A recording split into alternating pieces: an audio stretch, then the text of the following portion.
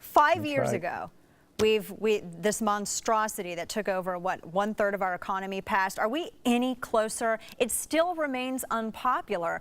What's the party doing about it at this point?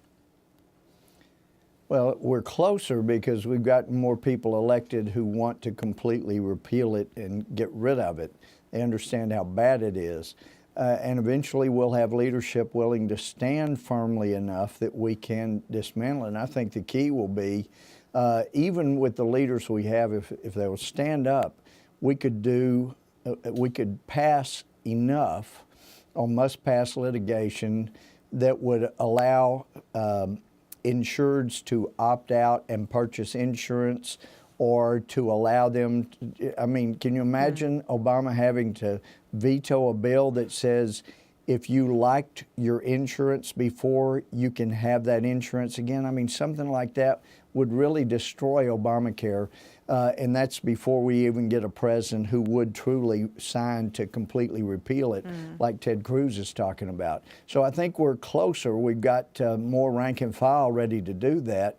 For heaven's sake, I mean, you've been talking about it. You know, this is a disaster. I have so many people that are not wealthy, I mean, low middle class, that are working hard, and they go, we're at wit's end.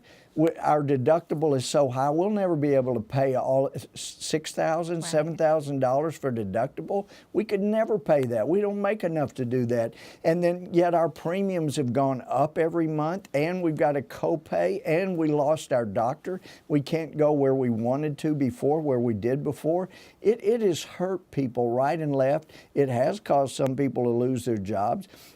I had an employer tell me last week he could hire a bunch more people, but he has got to keep it under 50 so that he doesn't have to, is not required to provide Obamacare for the people that work for him. So it's doing damage across America, and we've got to get rid of it. More and more people are understanding that get elected, and once we bring our leaders on, we can chip away and make it where it has to go. And if I could point out one thing. I was reading yesterday, somebody said, oh, the Republicans were all talking about how it would be dead by now, it would fall of its own accord.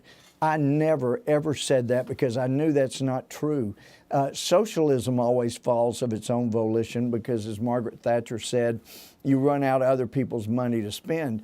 Socialized medicine, government-controlled medicine, never fails. It never falls because you ration care. The more government control, the more you ration care. It doesn't go broke. You just have people die before they get the treatment they need. You put them in lines and they don't get what they need in the way of health care. That's why we have got to get rid of this. Yeah, it's a numbers game. The quality of care isn't the concern, nor is it the target. It's a numbers game, just so that they can say they have X amount, but whether or not those people can even afford it. And there was an article that came out this week showing that more than half of those who actually receive subsidies now get to pay them back. So they're not even going to be able to afford that. One of the things, Congressman, that I had heard discussed as a tactic to repeal this, and I know that there's discussion of chipping it away, but is using reconciliation. And Senator Cruz, you mentioned him, he said, well, reconciliation was used to pass this thing.